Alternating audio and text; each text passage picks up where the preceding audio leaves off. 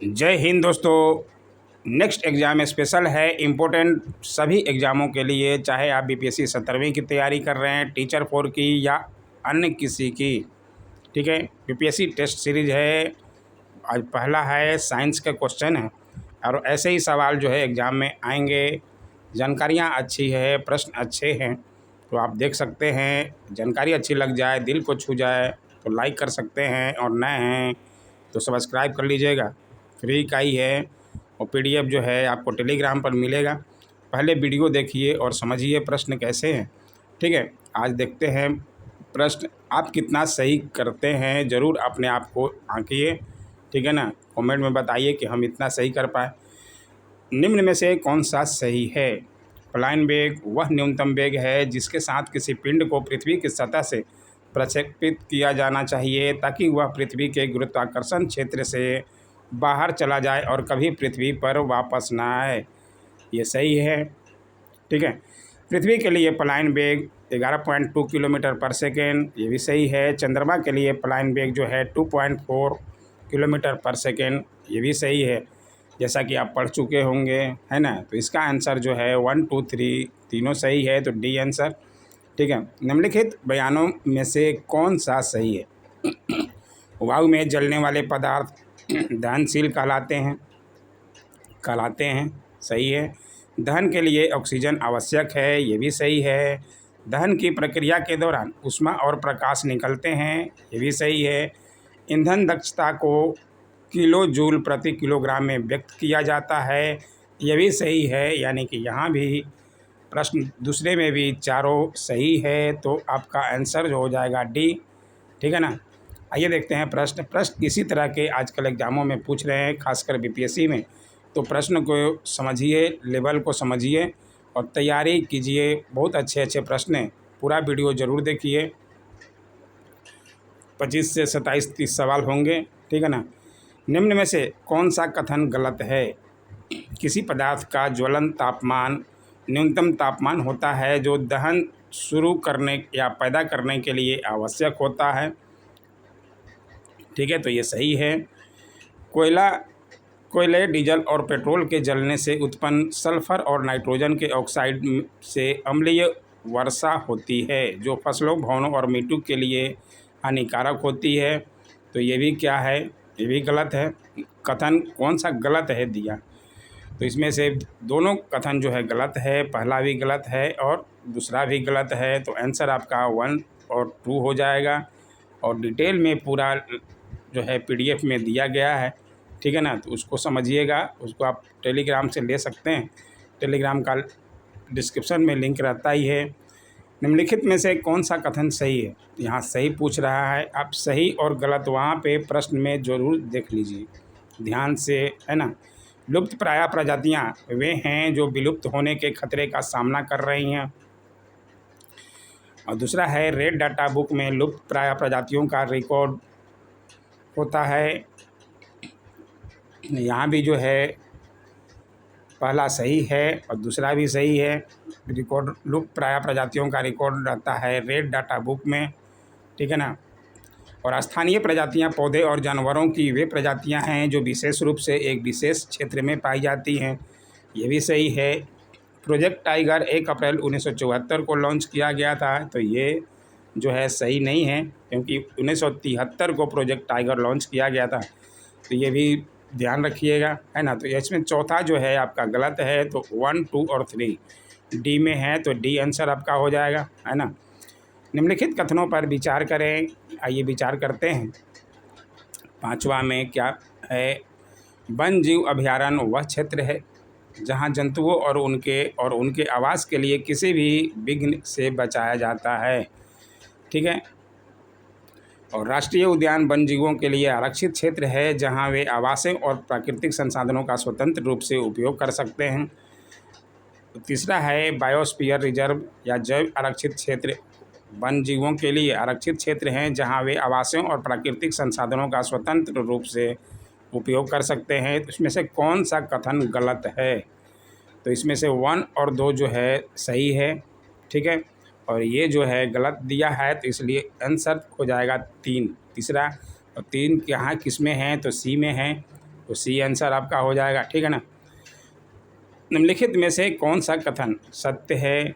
इसमें देखिए अच्छे प्रश्न हैं। केंद्रक कोशिका द्रव से केंद्रक झिल्ली द्वारा अलग होता है, ठीक है। इसमें सत्य पूछ रहा है तो सत्य आपको ध्यान रखना है, तो ये बिल्कुल सही है।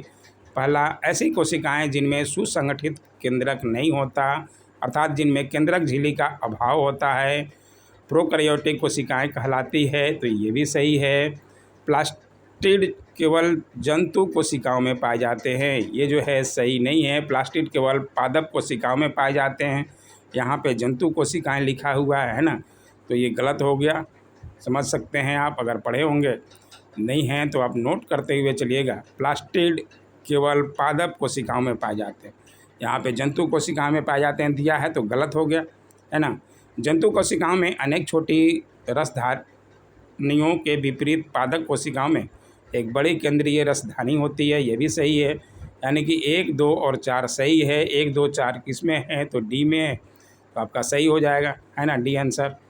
निम्नलिखित कथनों पर विचार करें। वे जंतु जो बच्चों को जन्म देते हैं जरायुज जंतु कहलाते हैं, क्या ये सही है? तो नहीं।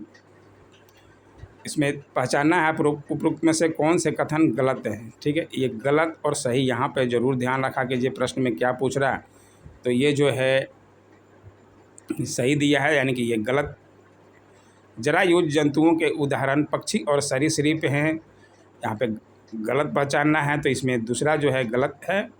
वे जंतु, पहला जो है सही दिया है, दूसरा गलत है। वे जंतु जो अंडे देते हैं अंड प्रजनन जंतु कहलाते हैं, तो ये भी गलत है। अंडा प्रजनक जंतुओं के उदाहरण व्हेल, मनुष्य या चूहा हैं, ये भी गलत है। अंडा प्रजक व्हेल थोड़े मनुष्य अंडा देता है, नहीं ना, तो ये जो है बिल्कुल गलत दिया है, तो इसमें गलत कथन पहचानना। तो गलत कथन कौन कौन से हैं? 2 और 4 जो है गलत दिए हुए हैं, बाकी आपके 1 और 3 बिल्कुल सही दिए हैं। वे जंतु जो बच्चों को जन्म देते हैं जरायुज जंतु कहलाते हैं, और वे जंतु जो अंडे देते हैं अंड प्रजक जंतु कहलाते हैं, ये दोनों सही है, 1 और 3। और 2 और 4 बिल्कुल गलत दिया है, ये तो 2 और 4 किस में है? बी में है, ठीक है। उम्मीद है समझ गए होंगे। निम्नलिखित में से कौन सा पौधे का खाने योग्य भाग है? पौधे का आप कौन सा भाग खाते हैं? क्या पुष्प खाते हैं, फल खाते हैं, बीज खाते हैं? ये सब खाते हैं, है ना। पुष्प भी खाया जाता है, फल भी खाया जाता है, बीज भी खाया जाता है, अलग अलग फलों का। किसी का हम जड़ भी खाते हैं, जैसे गाजर, शलजम, मूली, शलजम, शकरकंद का जड़ भी खाते हैं। और तना जो है आलू, तना में आलू, अदरक, लहसुन, प्याज, ये सब जो है तना के उदाहरण हैं, इसको भी आपको समझना पड़ेगा। पत्ते के कौन से उदाहरण हैं? तो पालक और पत्ता गोभी। फूल के कौन कौन से उदाहरण हैं? तो फूल गोभी, ब्रुसेल्स, सूरजमुखी, कैमोमाइल। और फल के उदाहरण तो आप जानते ही हैं, फल खाते होंगे, सेब, जामुन, आम, नाशपाती, टमाटर, ये सब जो है फल के उदाहरण हैं। और बीज जो है सभी अनाज जैसे गेहूँ, चावल, मक्का, मूंग, सरसों, ये सब जो है बीज के उदाहरण, तो ये सभी खाया जाता है। तो डी आंसर। ये तो बिल्कुल ईजी सवाल था, फिर भी समझना ज़रूरी था, इसलिए मैंने पूरा डिटेल में बताया। निम्न में से कौन सा सही है? इसमें से कौन सा सही है? 9वां का, जो जानवर दूसरे जानवरों को खाते हैं उन्हें मांसाहारी कहा जाता है, क्या सही है ये? जो बिल्कुल सही है। शाकाहारी जानवर वे जानवर हैं जो पोषक के पौधे, पत्तियों, फलों और अन्य पौधों पर आधारित होते हैं। शाकाहारी मतलब समझ सकते हैं, जो फूल पौधे खाते हैं, है ना, तो ये भी सही है। तो इसमें 1 और 2 दोनों जो है सही दिया हुआ है, तो सी आंसर हो जाएगा, ठीक है। निम्नलिखित में से कौन सा शाकाहारी का उदाहरण है? शाकाहारी, शाकाहारी इसमें से देख लीजिए कौन से हैं। तो बटरफ्लाई, तितलियां जो है शाकाहारी हैं, बाघ जो है शाकाहारी तो है नहीं, चीता भी शाकाहारी नहीं, भेड़िया, ये सारे जो है मांस खाने वाले हैं, तो ये सब मांसाहारी हैं। तो ये भी इजी सवाल था, लेकिन अच्छा सवाल है। हमारे भोजन का मुख्य स्रोत क्या है? पौधा, जानवर, प्रकृति, ए और बी दोनों। इसमें से मुख्य स्रोत कौन कौन सा है? मुख्य स्रोत पूछ रहा है, ठीक है ना। तो मुख्य स्रोत जो है ए और बी दोनों हैं, पौधा भी है, जानवर भी है, प्रकृति को तो हम खाते नहीं, प्रकृति में ही पौधे और जानवर होते हैं, तो प्रकृति तो है नहीं मुख्य स्रोत, है ना। पौधा और जानवर जो है मुख्य स्रोत है, तो डी आंसर हो जाएगा, ए और बी दोनों।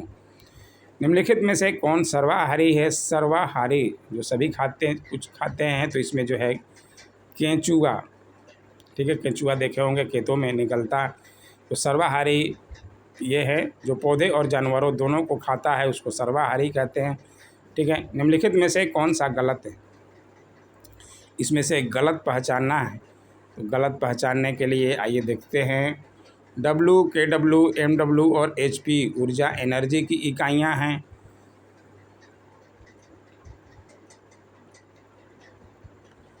और दूसरा है डब्ल्यू एच, के डब्ल्यू एच शक्ति की इकाइयाँ हैं, तो ये भी जो है दोनों सही दिया हुआ है ना।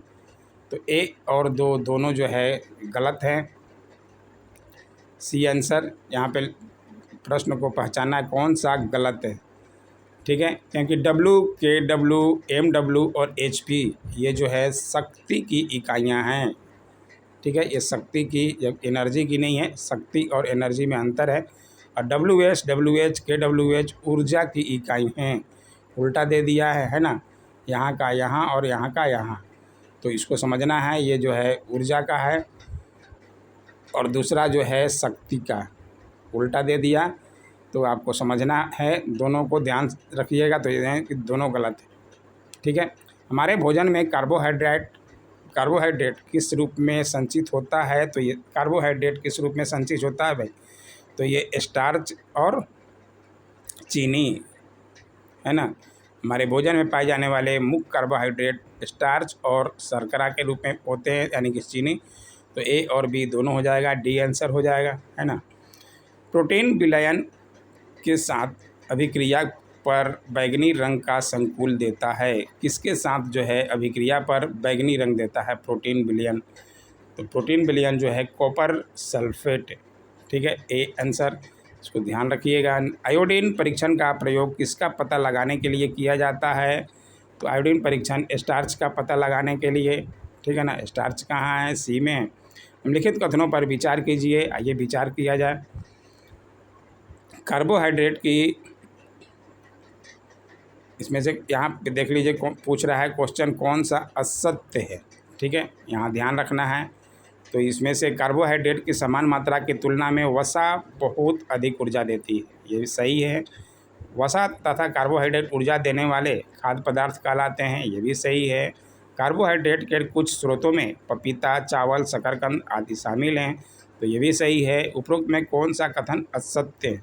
तो इसमें असत्य कोई नहीं है, तो आंसर कौन सा हो जाएगा? कोई नहीं, तो कोई भी नहीं है असत्य, सभी सही हैं, तो आंसर हो जाएगा ये, ध्यान रखिएगा, ठीक है ना। निम्नलिखित में से कौन सा गलत है? हमारे शरीर की वृद्धि और मरम्मत के लिए प्रोटीन की आवश्यकता होती है, ये भी सही है, होती है ना भाई। और यहाँ पे ये प्रश्न में फिर से देख लीजिए कौन सा गलत है, तो गलत तो कोई नहीं है, ये सही है। प्रोटीन जीवित प्राणियों के निर्माण खंड हैं, ये भी सही है। प्रोटीन प्रत्येक मानव कोशिका में मौजूद होता है, ये भी सही है, तीनों सही है, यानी कि गलत कोई नहीं है, तो इनमें से कोई नहीं हो जाएगा, है ना। प्रश्न को ध्यान से समझना पड़ेगा, तभी आपसे बनेगा या किसी से भी बनेगा।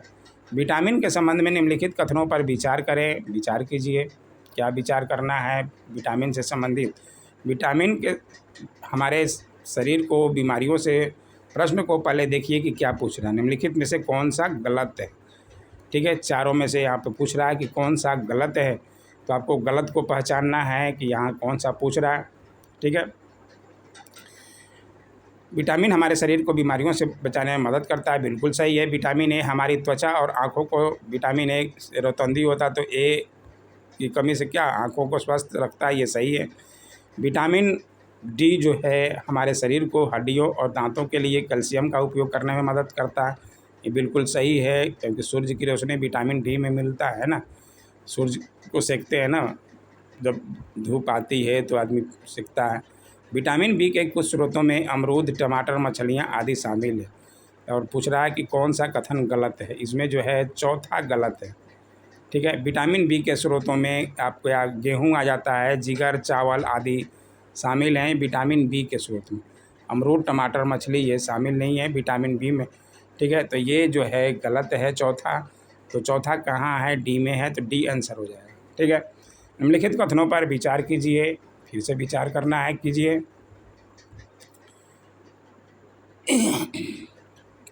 चावल भोजन का कार्बोहाइड्रेट समृद्ध स्रोत है, ठीक है, और कारण दिया है कि चावल में अन्य भोजन तत्वों की तुलना में अधिक कार्बोहाइड्रेट होते हैं, यानी कि ए सत्य है और आर जो है ए की सही व्याख्या है, तो ये भी सही है, ए आंसर हो जाएगा इसका, ठीक है। निम्नलिखित में से कौन सा सही है? आइए देखते हैं। आहारीय रेशों को रुगेज के नाम से भी जाना जाता है, सही है। रुगेज जो है हमारे शरीर को पोषक तत्व प्रदान करता है, ये गलत है। हमारे भोजन में रुगेज मुख्य रूप से पादप उत्पादों द्वारा प्राप्त किया जाता है, तो ये बिल्कुल सही है। इसमें जो है 1 और 3 जो है सही है, ठीक है। तो 1 और 3 किसमें है? सी आंसर में। एलपीजी का मुख्य घटक क्या है? एलपीजी आपके घरों में प्रयोग होता होगा, तो इसका मुख्य घटक पूछ रहा है, तो मुख्य घटक जो है ब्यूटेन है, सभी जानते होंगे, ठीक है ना। तो उम्मीद है ये सही किए होंगे, और बाकी जानकारी नहीं चाहिए जिनको है वो नोट कर सकते हैं। अच्छे प्रश्न हैं ये। निम्नलिखित में से कौन सा गलत है? वलय वाले ग्रह बृहस्पति, शनि और यूरेनस के चारों ओर वलय है।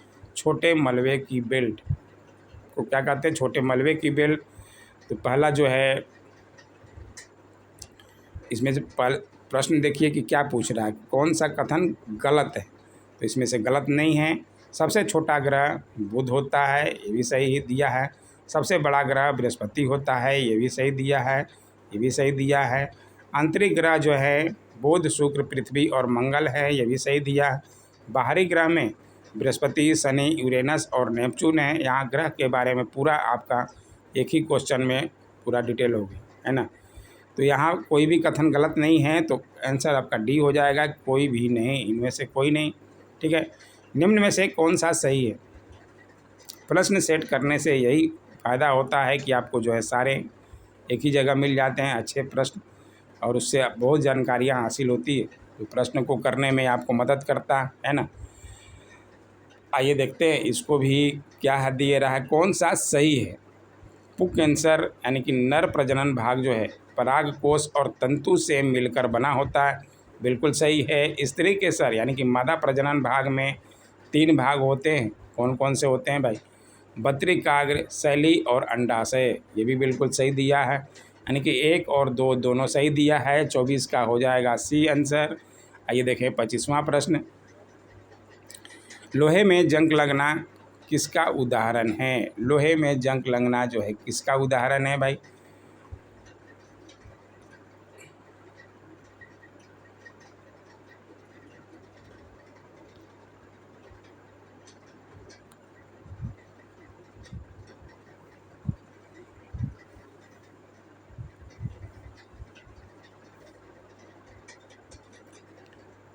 तो ये ए और सी, अपचयन और ऑक्सीकरण, ठीक है। तो ए और सी हो जाएगा। ये भी बहुत अच्छा प्रश्न है, हमेशा पूछता है, तो डी आंसर ए और सी।